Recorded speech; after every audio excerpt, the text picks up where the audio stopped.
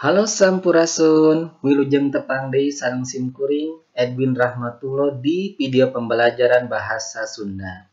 Pada video kali ini, kita akan sama-sama belajar mengenai ragam bahasa hormat atau undak-usuk bahasa Sunda. Undak-usuk bahasa Sunda nyaeta basa atawa tata krama basa. Artinya, undak-usuk bahasa Sunda itu adalah bahasa atau tata krama dalam berbahasa.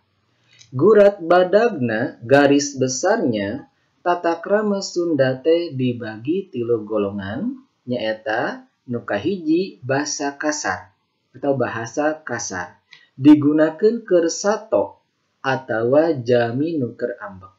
Jadi bahasa kasar ini digunakan hanya untuk ditujukan kepada hewan atau orang yang sedang marah. 2. Basa loma. Basa loma umumna dipake dina suasana loma atawa jeung batur nyarita nu geus loma. Artinya basa loma ini umumnya dipake dalam suasana yang akrab atau jeung batur nyarita nu geus loma atau dengan teman bercerita atau berbicara yang sudah akrab. Nu katilu, basa hormat atau lemes. Umumna dipake dina suasana resmi, nyarita jeung nu dipihormat, oge nyarita jeung nu can wano. Artinya, basa hormat ini umumnya dipake dalam suasana yang resmi. Nyarita jeung nu dipihormat, bercerita atau berbicara dengan yang dihormati, misalkan dengan orang yang lebih tua, atau bisa juga dengan guru dan lain-lain. Oge nyarita jeung nu can wanoh dan juga berbicara dengan orang yang belum kita kenal. Maka ini menggunakan bahasa yang hormat atau lemes. Bahasa hormat itu sendiri ada 2, yaitu lemes keur batur, halus kepada orang lain, dan lemes keur sorangan, halus kepada diri sendiri ya. Nah, tujuan ayana tata krama bahasa Sunda, tujuan adanya tata krama dalam berbahasa Sunda nyaeta pikeun silih hormat jeung papada jalma. Nyaeta untuk membuat silih hormat, saling hormat menghormati jeung papada jalma dengan sesama manusia. Jadi tujuan utama dari adanya tata krama bahasa Sunda ini adalah ingin menciptakan rasa saling hormat menghormati dengan sesama manusia. Nah, berikut ini adalah contoh penggunaannya. Basa loma, hormat ke sorangan, hormat ke batur. Misalkan kata balik, wangsul, mulih. Ini sama artinya adalah pulang, ya. Nah, contoh penggunaannya, kuring balik ti sakola. Saya pulang dari sekolah. Kemudian penggunaan hormat kesorangannya menggunakan wangsul. Abdi wangsul ti sakola. Dan hormat kerbatur menggunakan mulih. Bapak mulih ti sakola. Teman-teman bisa lihat di sini ada perbedaan subjeknya. Dalam bahasa loma ini menggunakan bahasa yang loma, itu bahasa yang akrab. Ya, bahasa akrab biasanya digunakan kepada teman yang sebaya atau yang sudah akrab. Maka di sini penggunaan menggunakan kata kuring. Nah, sementara hormat kesorangan ini menggunakan kata yang halus, ya. Maka penggunaan menggunakan abdi. Abdi itu adalah saya dalam bahasa yang halus. Nah, sementara untuk hormat kerbatur ini lebih penggunaan kepada yang dihormati. Maka biasa contohnya menggunakan orang-orang yang itu dihormati atau lebih tua, ya. Misalkan di sini adalah bapak, ya, atau ayah. Nah, kemudian berikutnya, beli atau meli, meser, dan juga gal. Semuanya adalah artinya membeli. Ya, contohnya, Dudung meli buku. Dudung membeli buku. Ya. Kemudian, hormat kesorangan menggunakan meser. Abdi meser buku. Dan hormat kerbatun menggunakan gal. Contohnya, Buati ngagale buku. Ya, di sini pun juga sama, subjeknya berbeda. Di sini kata beli atau meli bahasa loma, maka subjeknya pun menggunakan loma ya, atau yang sudah akrab. Di sini menggunakan nama teman misalkan ya. Dudung. Dudung beli buku.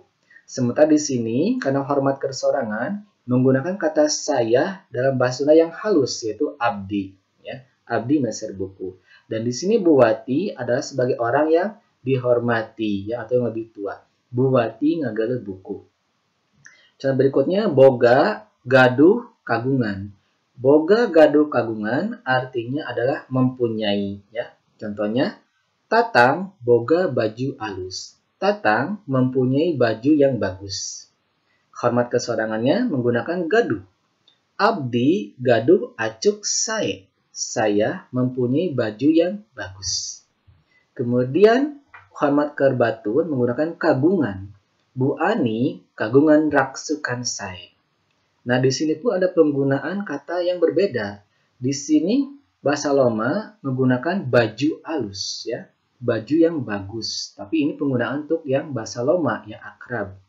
Nah, sementara hormat keseorangan di sini menggunakan acuk sae, bahasa yang lebih halus lagi ya, baju yang bagus. Nah, ini acuk, ini baju, sae ini adalah bagus ya, acuk bagus. Nah, kemudian penggunaan hormat kerbatur ini menggunakan raksukan sae. Ini lebih halus lagi dari acuk sae ya. Jadi Bu Ani kagungan raksukan sae. Bu Ani mempunyai raksukan itu baju yang bagus, atau pakaian yang bagus ya. Lebih halus lagi. Contoh berikutnya imah rorompok bumi. Ini artinya adalah rumah. Contohnya imah kuring di Bukit Kalimaya. Rumah saya di Bukit Kalimaya. Kemudian penggunaan hormat keseorangan rorompok. Rorompok abdi di Bukit Kalimaya. Rumah saya di Bukit Kalimaya. Dan penggunaan hormat kebatun menggunakan bumi. Misalkan bumi Pak Harun di Bukit Kalimaya. Rumah Pak Harun di Bukit Kalimaya. Contoh berikutnya, dahar, neda, tuang. Ini artinya adalah makan. Ya. Contohnya, kuring kerdahar. Saya sedang makan. Contoh yang hormat keseorangan, neda. Abdi nuju neda, saya sedang makan. Dan untuk hormat kerbatun menggunakan kata tuang. Contohnya, Pun Rama nuju tuang. Pun Rama itu adalah ayah saya. Ayah saya sedang makan. Contoh berikutnya, sare mondok kulem. Nah, semuanya adalah artinya tidur. Kuring sare di kamar harap. Saya tidur di kamar depan. Ya, hormat keseorangan menggunakan mondok. Abdi mondok di kamar payung. Saya tidur di kamar depan. Sementara hormat kebatun menggunakan kulem.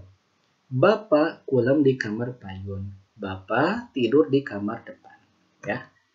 Nah, ini ada penggunaan contoh-contoh bahasa Loma, hormat keseorangan, hormat kebatur. Abus atau asup, lebet. Lebet ini artinya adalah masuk. Bawa, bantun, candak artinya adalah membawa. Datang, dongkap, sumping artinya adalah datang ya. Gering, udur, tedamang artinya adalah sakit. Indit, mios, angkat artinya adalah pergi. Ngaran, wasta, jenengan ini artinya nama. Ngomong, nyanggem, nyarios ini adalah berbicara.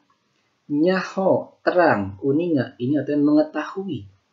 Poho, hilap, lali ini untuk artinya lupa. Angges, engges, rengse, parantos ini artinya sudah. Adi, pun adi, tuang rai. Nah, ini adalah untuk adik. Hayang, hoyong, palai ini artinya adalah ingin ya, hayang itu ingin atau mau. Embung, alim, tekersa ini adalah kata tidak mau ya. Ya, mungkin ini saja yang dapat saya sampaikan. Selebihnya saya mohon maaf atas segala kekurangannya. Terima kasih atas perhatiannya. Terima kasih juga saya ucapkan kepada teman-teman yang sudah menyukai video ini dengan memberikan tanda suka, ya, tanda jempol ke atas. Dan terima kasih juga kepada teman-teman yang sudah subscribe video saya. Terima kasih juga kepada teman-teman yang sudah bersedia memberikan komentar dalam video ini. Sekian dari saya. Hatur nuhun.